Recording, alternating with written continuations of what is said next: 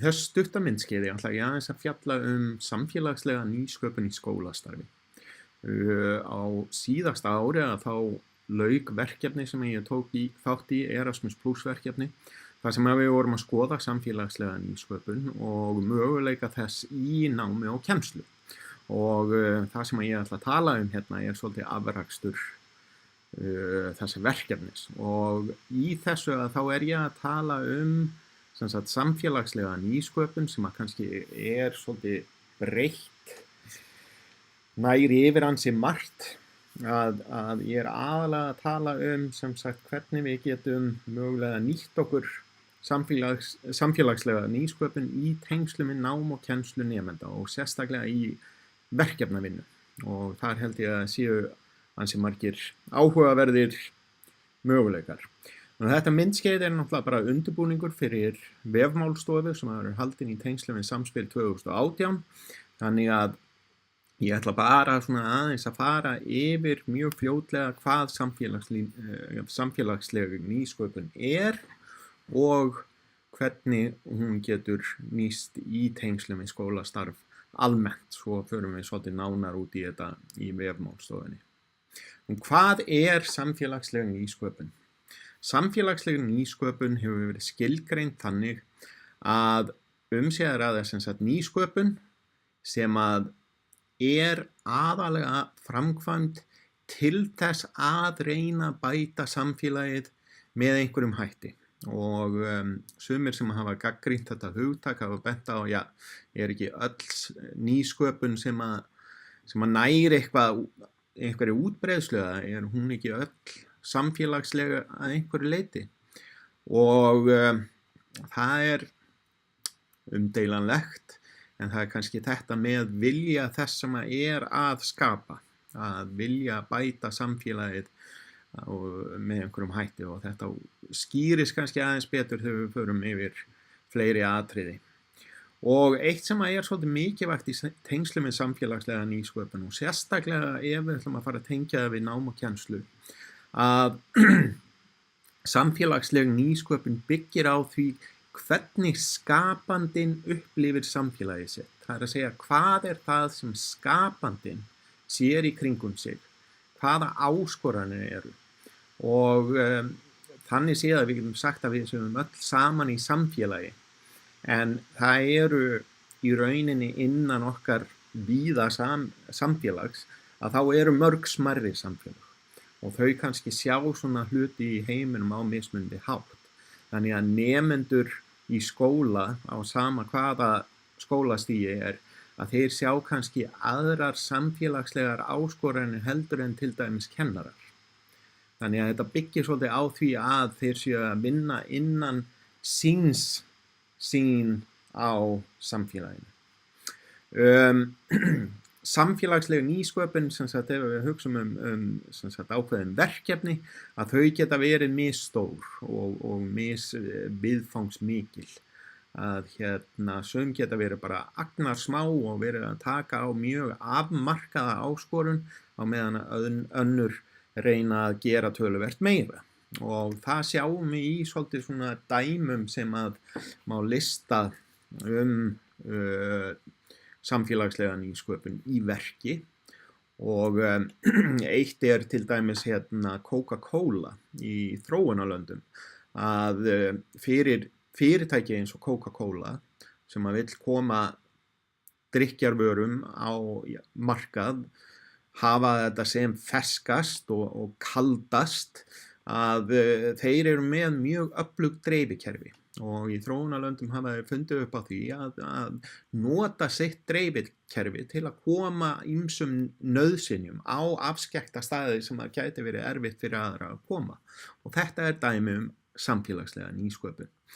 Og ég frétt af nemendum í framhaldsskóla einum í Reykjavík sem að komu upp kerfi þar sem að þeir geta deilt afgangsmat eða nesti með þeim sem þurfa. Þá samfélagsmiðill sem að þeir geta bara sagt, ég á halva túnfisksamlóku sem ég ætla ekki að borða, vill hann einhver, og þá einhver sem annarkvort gleymdi nesti eða ekki með mat af einhverjum ástæðum, að getur fengið eitthvað að borða. Nýlega frétti af samstarfsverkefni nokkurra grunnskóla í Kanada sem mér svolítið áhugavert að ég held að heiti Canada for Kids að þeir eru að búa til sem sagt yfirlag fyrir Google Maps þar sem að þeir benda sérstaklega á ýmis atriði í sínu umhverfi sem að tengja sérstaklega áhugamálum ungs fólks. Nú, meðan ég var í þessu verkefni sem ég talaði þetta Erasmus Plus verkefni, að þá frétti ég af mjög skemmtilegu verkefni sem að nemendahópur í Króatíu vann þar sem að þeim fannst svolítið ljótt að sjá umferðareyjar í borginni sinni sem voru allir yfirgrónir af einhverjum arfaða og frekar mikið svona líti. Og þeir tóku upp á því að selja pakka af fræjum af svona villiblómum sem að ökumenn gátu keypt og svo meðan þeir bíða á rauðu ljósi þá geta þeir bara opna pakka og bara dreift blómafræjum út gluggann og sá þar í umferðareyjarnar til að fegra borgina. Og svo eitt nýlegt dæmi að það dæmi plokkið sem hefur verið svolítið vinsælt allavega hérna á höfuðborgarsvæðinu. Það sem að göngufólk og útivistafólk tekur upp á því að tína rusl á meðan það í gönguferðum og þetta líka dæmi samfélagslega nýsköpun. Nú, þegar við snúum okkur á skólastarfi, hvaða gagn af samfélagslegri nýsköpun í skólastarfi? Já, við sjáum það kannski á þessum dæmum að með því að nota samfélagslega nýsköpun í tengslum við til dæmis eins og hópverkefni og þess háttar með nemendum að þá erum við að gefa þeim kannski tækifæri og þetta kannski svona eitt atriði sem að kannski hvað mikilvægast ef við erum að undirbúa að nota samfélagslega nýsköpun að nemendurnir fái tækifæri til að móta verkefnin svolítið sjálf út frá þeirra sýn á nærsamfélaginu og það alltaf, eins og ég sagði í upphafi þetta sem að mikilvægast að þeir sem að eru að búa til verkefni sem að verða leiða af sér einhvers konar samfélagslega nýsköpun að þeir horfa í kringum sig og reyna að sjá hvar eru áskoranir sem að ég skynja. Sumum öðrum finnst það kannski ekki áskorun. En allavega fyrir mig eða minn svona hóp innan samfélagsins að þá finnst okkur þetta vera áskorun og síðan að búa til verkefni sem að tekur á þessari áskorun með einhverjum hætti og yfirleitt verða þessi verkefni jafnvel smæstu verkefni að þau verða mjög margþætt.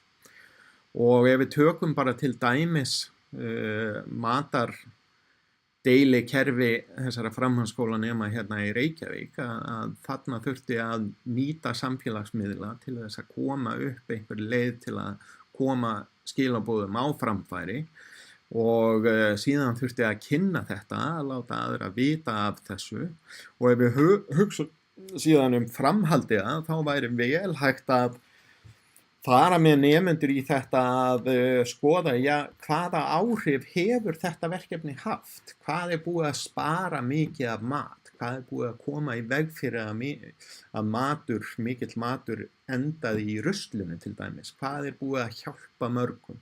Og svo framvegis. Þannig að stundum þetta kannski auðvelt í framkvæmd en ef við förum að skoða betur þá náttúrulega ýmislegt sem að tengist þessu sem að hægt að nýta í tengslum við skólastarf og þá tengja við kennslu í mörgum greinum og verkefni af þessu tagi að yfirleitt að það þarf að vera einhvers konar samstarf og samskipti meðal nemenda og nemendur kannski tileinka sér einhvern hluta af verkefninu. Eru kannski ekki að sjá allt en segja þau að ég skal búa til Facebook-hóp, ég kann það og ég skal kynna þetta, ég góður í því og síðan læra þau hvert af öðru í gegnum samstarfi til þess að koma þessu öllu í gang. Og það sem að kemur út úr þessu síðan sameign allra þeirra sem hafa komið að verkefni. Nú svo ég með hérna á síðustu glærunum minni bara tengla í frekari upplýsingar í tengslum við þetta verkefni, Erasmus Plus verkefni sem ég nefndi að þá var skrifuð stutt grein sem að á vef Menntamiðju. Það var búið til opið netnámskeið sem fjallar bara samfélagslega nýsköpun almennt. Það hýst á edX-kerfi Háskóla Íslands og opið öllum. Það á ensku. Sum vídeóin eru kannski á öðrum tungumálum en þá eru þau textuð á ensku. Og síðan var í fyrra sumar að þá var haldið málþing samfélagslega nýsköpun hér á landi og upptaka af því málþingi til á YouTube og væri ágætt að kíkja á það. Svo sjáumst við bara í vefmálstofinu og förum svolítið dýpra í þessi mál. Takk.